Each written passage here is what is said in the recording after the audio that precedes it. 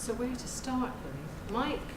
I asked Mike to furnish me with a biography, because I haven't clearly known Mike his entire professional career. And he said that I might use some of it, but I'm not going to. I'm going to use all of it, because it's important, I think, that you get a sense of just what Mike's career has encompassed and his role within the development and the promotion of the profession. So, Mike is currently Professor Emeritus here in the School of Neuroscience, Psychology and Behaviour at Leicester, and he's an honorary consultant clinical psychologist in anaesthesia, critical care and pain management at Leicester Royal Infirmary. He qualified from the Manchester training course in 1980 and has worked as a clinical psychologist, therefore, in the NHS for over 35 years, treating patients particularly with PTSD, anxiety disorders, depression, obsessive compulsive disorder, and in particular, and for those of you who are familiar with Mike's extensive research in this area, the psychological problems that arise from unplanned anaesthetic and surgical incidents. He's also a neuropsychologist and undertakes specialist expert witness work in that, examining brain injured patients in the courts. And as I think possibly only our final year now, he retired from his full-time post here as my predecessor as Programme Director on the doctoral programme in clinical psychology just over 2 years ago, after he'd been some 10 years in the post. And for the 15 years prior to that, he had been the Programme Director of the whole course. So, let me just give you a brief summary of his contributions to UK clinical psychology training and mental health more broadly. I think it's fair to say that Mike has been at the forefront of clinical psychology training for over 25 years, and during that period has trained and examined probably more clinical psychologists than he cares to mention.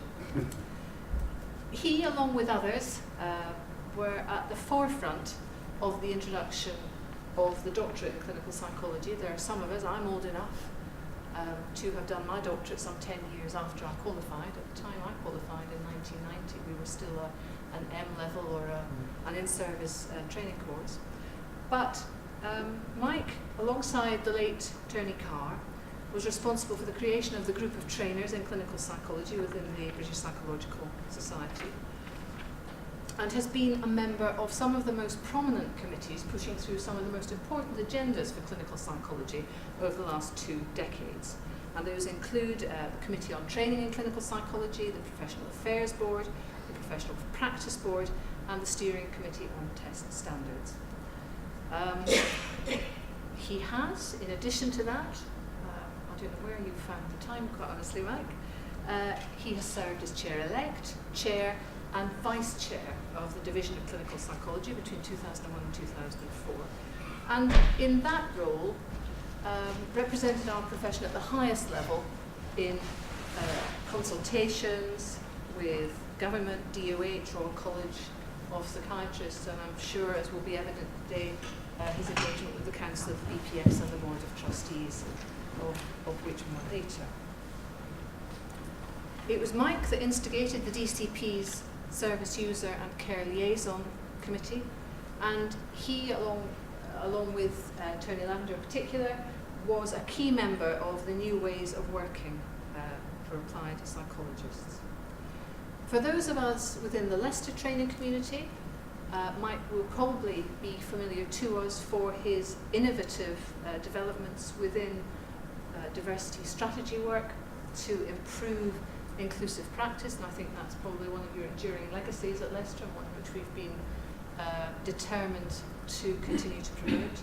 And Leicester now has a national reputation in this area. Along with John Hall, Mike was a founding member of what's now known as the British Association for Christians in Psychology, and has had a long-standing interest in the integration of faith and spirituality with psychology.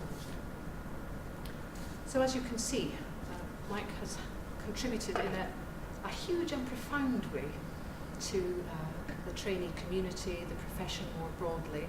And this afternoon, we're endeavouring to celebrate that with the focus that we've chosen.